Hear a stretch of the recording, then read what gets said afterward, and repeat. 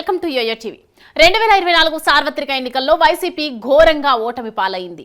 ఈ క్రమంలో వైసీపీ ఎంపీలు బీజేపీతో టచ్లోకి వెళ్లారని ప్రచారం జరిగింది. ఈ ప్రచారానికి వైసీపీ సమాధానం ఇచ్చుకుంటున్న తరుణంలో మరో వార్త బ్లాస్ట్ అయ్యింది.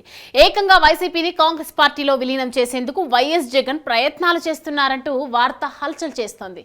ఈ మేరకు Congress party trouble shooter DK శివకుమార్తో వైఎస్ జగన్ చర్చించారనే ప్రచారం జరుగుతోంది. మరి నిజంగానే వైసీపీ కాంగ్రెస్ పార్టీలో విలీనం చేయబోతున్నారా?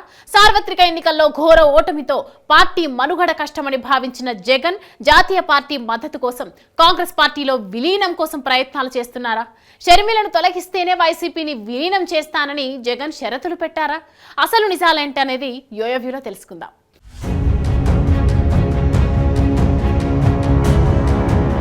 ఆంధ్రప్రదేశ్ రాష్ట్ర రాజకీయాల్లో ఓ ప్రచారం జోరుగా సాగుతోంది. ఈ ఏడాది జరిగిన సార్వత్రిక ఎన్నికల్లో వైసీపీ కేవలం 11 అసెంబ్లీ స్థానాలు, 4 పార్లమెంటు స్థానాలకే పరిమితమైంది. వైసీపీ సైతం ఊహించని విధంగా ఘోరంగా పరాజయం పాలైంది.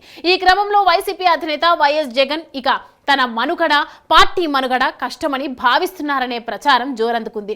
అంతేకాదు టీడీపీ అధినేత చంద్రబాబు నాయుడు జాతీయ రాజకీయాల్లో చక్రం తిప్పడం, ప్రధాని నరేంద్ర మోడీ అండదండలు ఉండడంతో వైఎస్ జగన్ ఆందోళన చెందుతున్నారనే వాదన వినిపిస్తోంది. వైఎస్ జగన్ పై అక్రమాస్తులు కేసులు ఉన్నాయని సిబిఐ, ఈడీ దర్యాప్తు సంస్థలు ఈ కేసుల్లో వెంటాడుతున్నాయి. మరోవైపు దివంగత వైఎస్ వివేకానందరెడ్డి హత్య కేసు సైతం రాబోయే రోజుల్లో గుదిబండలా మారబోతోంది. ఇలాంటి తరుణంలో జాతీయ పార్టీ సాయం లేనిదే బతికి బట్ట కట్టడం సాధ్యం కాదని వైసీపీ అధినేత వైఎస్ జగన్ భావిస్తున్నట్లు సమాచారం.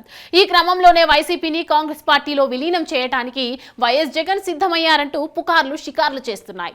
జగన్ దాదాపు 10 ఏళ్ల తర్వాత బెంగళూరు వెళ్లారు. అధికారం పోయిన తర్వాత వైఎస్ జగన్ పులివెందులలోని తన నియోజకవర్గంలో 3 రోజుల పాటు పర్యటించారు. అనంతరం వైఎస్ జగన్ పులివెందుల నుంచి నేరుగా బెంగళూరు వెళ్లారు. అయితే బెంగళూరులో కర్ణాటక ఉప ముఖ్యమంత్రి డీకే శివకుమార్తో పార్టీ విలీనం అంశంపై చర్చించినట్లు ప్రచారం జరుగుతోంది.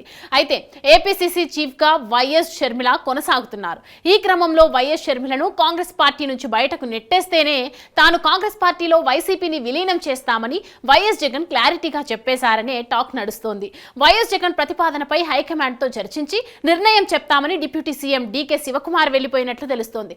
తాడేపల్లిలో ఉంటే చంద్రబాబు నుంచి, హైదరాబాద్ లోటస్ పాండ్ లో ఉంటే రేవంత్ రెడ్డి నుంచి ఇబ్బందులుంటాయని వైఎస్ జగన్ భావిస్తున్నట్లు సమాచారం.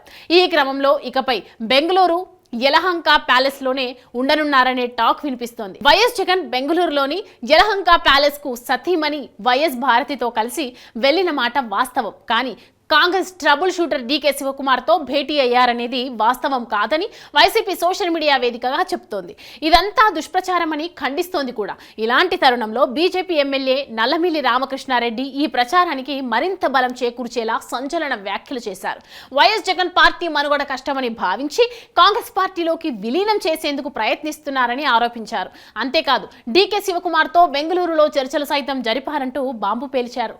ఒకవైపు ప్రచారంలో వాస్తవం ఎంత అని తెలుసుకునే లోపు బీజేపీ ఎమ్మెల్యే నల్లమిల్లి రామకృష్ణారెడ్డి అదంతా వాస్తవమేనంటూ చేసిన వ్యాఖ్యలు కలకలం రేపుతున్నాయి. బీజేపీ ఎమ్మెల్యే వ్యాఖ్యల వెనుక లోగుట్లు ఏమైనా ఉందా అన్న సందేహం రాజకీయ వర్గాల్లో నెలకొంది.